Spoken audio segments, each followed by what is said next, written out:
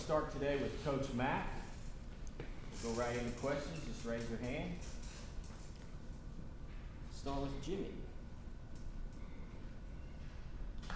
What's the update that you have with your running back situation? Right now, we're all available and ready for practice. Everybody was out there today, full speed, full go.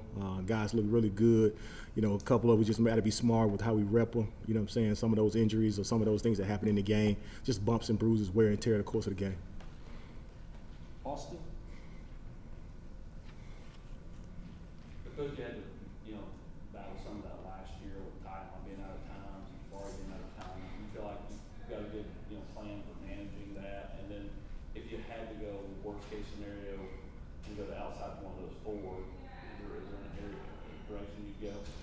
Right now, to answer your first question, yes. We kind of been through this battle before as far as rotating guys, making sure we do a great job of prepping guys throughout the week. And a big part of that is how we go about prepping them as far as in the meetings, on the practice field, because we got to be smart. We can't wear their bodies down just because we're a body or two not available at some practices. So we kind of got a good plan. We kind of got some precedents as far as from last year. As far as, what was your second question, Austin? Just the emergency, if you had to go to somebody outside those four. Yeah, right now, as an emergency guy, P. Fant did a good job today taking some reps in the backfield for us, alternating time between tight end and running back. Looked really good actually today. Just kind of getting him ready, and always having an emergency guy. You always got to have a contingency plan for anything that may happen. Vince? What you see in Jalen Wright on Saturday?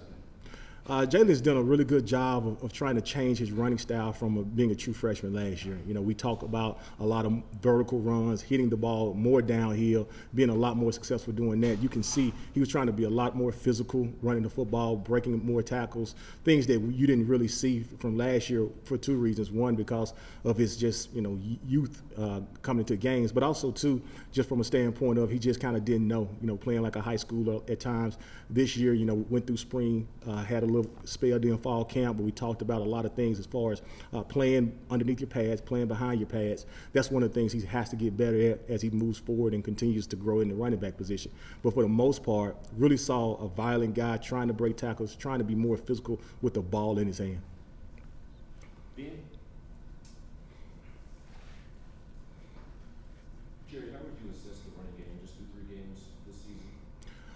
Continue, work in progress, continue to improve every single day. You can see we took a step, I think, last week against Akron, just for the simple fact, getting different bodies involved, different people involved. You saw a glimpse of Samson, obviously, in the game. Jalen Wright did some good things. So I think it's kind of a work in progress. The things that you see is we've done a really good job, I think, of improving in the pass pro aspect of it, but we got to continue to do a good job of being pad +2, not fumbling the ball, not turning the ball over. We didn't turn the ball over at all last week, which is really good for us.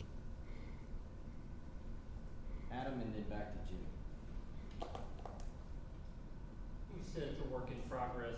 Are you more confident or about the same confidence level in your running backs, just running the ball as you were coming into the season? Probably more confident because now we've got a chance to see an older Jalen Wright have some success on the field. He's had some games where we've had some long runs. He's had a couple of touchdowns under his belt. This time last season, we weren't at that point. We weren't at a situation where we felt really comfortable putting him in the game and felt really comfortable or some of the things that we asked him to do. We tried to limit and minimize the playbook to put him in the best situation. But now I think he has everything in him. He has the entire playbook under his belt. Obviously, which we could have saw a little bit more Jabari last week. Was really excited about seeing him kind of have that breakout game this year. But I told him just to be patient because he's on the way. We have total confidence in what he can do, and he's continued to practice well.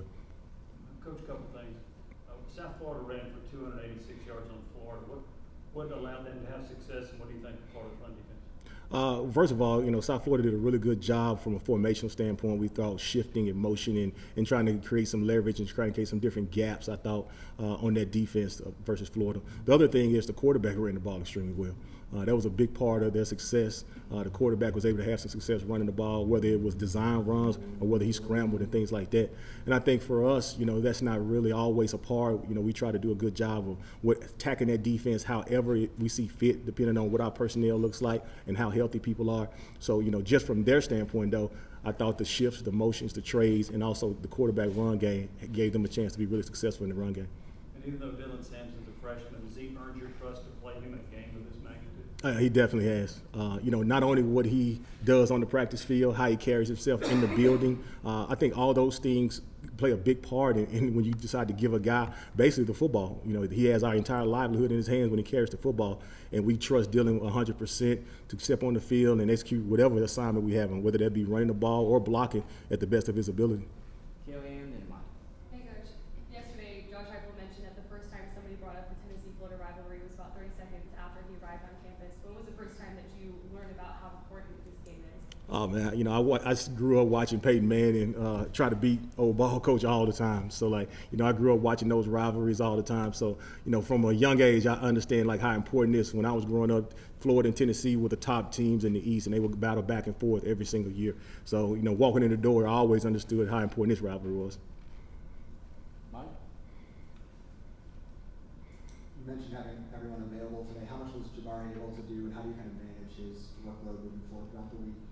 Yeah, I think, first of all, he was able to do everything. He finished the entire practice, 21, 22 periods, whatever we have. He did every part of practice. We didn't have to kind of limit him from a standpoint of because of his health. It was more of us being smart with just the workload. And that's no different than what we normally do during the course of a week. We're always monitoring those guys' workload with our GPS system that we have on those guys to make sure that we're not overworking them so they can be prepared. It was a little hotter than normal than we probably expected at practice. So just making sure body maintenance post-practice and before meetings and things like that, they do a good job of getting in the cold tub and getting in the treatment room and doing those types of things. But for the standpoint of as far as how we monitor them, no different really than we have been. All right. We'll finish with Jimmy and go to Coach Beasley. You have noticed on Justin Williams-Thomas, the partner team? Justin's coming along. He's doing a good job. He got some playing time last week, got a couple of carries. I think he had one run, it was third and short situation, and he kept his feet driving on contact, was able to create 7 yards as opposed to just 1 yard. Those are some of the things that we continue to talk to him about, just being a violent runner with the ball in his hands, the authority that he hits the hole with. So, he's in a reserve role right now, but he always knows his number could be called at any given time. You see how fast we end up getting down the depth chart a little bit in the game in Akron. The same situation could happen each and every week. So all them guys got to be ready and prepared to play no matter what.